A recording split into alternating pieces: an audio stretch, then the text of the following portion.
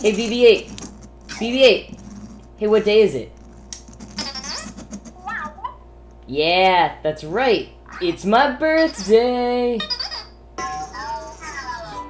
Alright, I'm just kidding. Today is not just the anniversary of my 26th revolution around the sun. It's also Teacher Appreciation Week. But okay, it is not just Teacher Appreciation Week and my birthday. It is also May the 4th be with you, Star Wars Day. So I'm actually making this video as a part of the US Rebel Alliance's Teach Me You Did challenge. For the uninitiated, the US Rebel Alliance is a fan activist organization that usually works on dark money and politics, but is taking this opportunity to encourage people to reflect on their real-life Jedi Masters. I've been incredibly fortunate in my life to have lots of people that I would consider mentors, role models, Jedi Masters, and if I thanked them all, we would be here forever. So instead, I'm just sticking to my mentors that have been my teachers. So if you know me and you're watching this and you think that I should be thanking you, just look around for that teaching certificate, and if you can't find it, that's why I'm not thanking you. Or it's because you just didn't make the cut, because the three people I'm about to talk about set a pretty freaking high bar. So, going in chronological order, the first teacher that I want to talk about is Mrs. Forbes. We used to joke that she was like our Mr. Feeney because she started as our 6th grade gifted and talented English teacher. And at the time, she was only teaching 6th graders, but as we got older, she kept changing the classes she taught in order to continue teaching us. If I remember correctly, she even switched to teaching history for a year so that she could teach us in 7th grade. And I'm sure she'd done other things for other groups of students that she had throughout her teaching career, but it definitely made us feel like we had a special bond with each other and with her. We all love Miss Forbes because she never talked down to us. You know, she believed in us. She gave us the freedom to choose what we wanted to do, to be creative,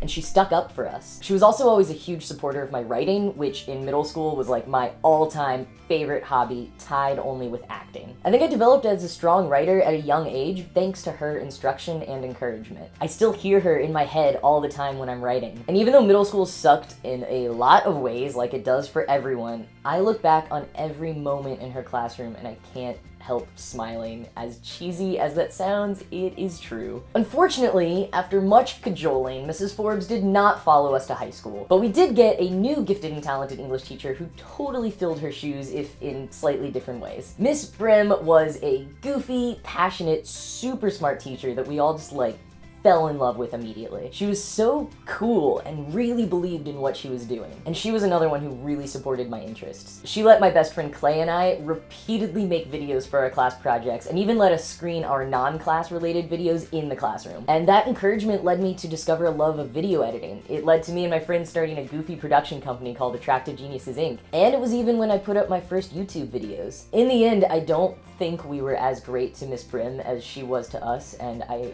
always regret that a little bit. But I hope that she knows how much we all appreciated her, how much we learned from her. Not just about grammar, which she was appalled that we all hardly knew anything about, or writing, which she was awesome at teaching, but also about life and being good people. I think about what I learned in her classroom all the time. She was hugely influential at an age when I think everyone needs a positive influence in their life. But despite all the positive influences I was given growing up, I still hit a really rough patch at the start of college. And if it hadn't been for the amazing professor I was assigned for my first year seminar, I don't know what would have happened. Dr. Eric Selbin, Eric, as we all called him, even as students, because Texas academics, as I would learn later, are much more casual than New York academics, who do not let undergrads call them by their first name. He was the first person I really believed when he told me I was talented and smart. I mean, I believed it when other mentors and my parents had said it growing up, but I think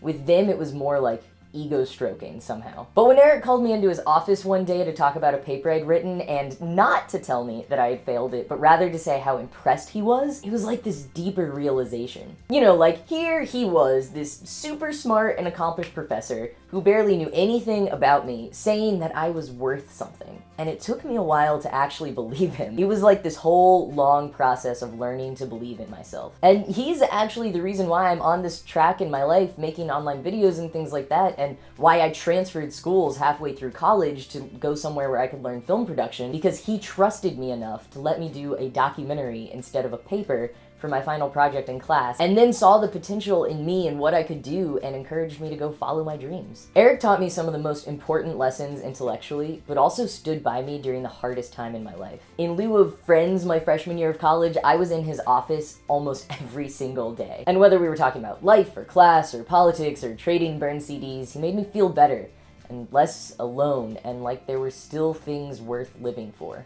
And he's actually the only teacher I've ever had that remains in my life on a regular basis. I'm constantly running ideas by him and just keeping in touch. He always checks in on me, sends me emails if I haven't tweeted for a few days to make sure that I'm okay. And I really can't even begin to say how much it means to have a mentor or role model in your life that cares that much and just unconditionally supports you and shows that they care about you, but still like guides you and teaches you. Yeah, I'm just super blessed to have had all of these amazing teachers in my life. And we don't take time frequently enough to tell people how thankful we are for the impact they've had in our lives. Especially people like teachers who we always expect to give and give and give, but who we never really give back to. So while it's still Teacher Appreciation Week, take a minute to thank your teachers. And if you do it in a video or online, tag it Teach Me You Did so that you can be a part of the challenge. Let me know in the comments if you do the challenge and also what is the best lesson that you've ever learned from a teacher. Thank you all for watching. I'll see you next time.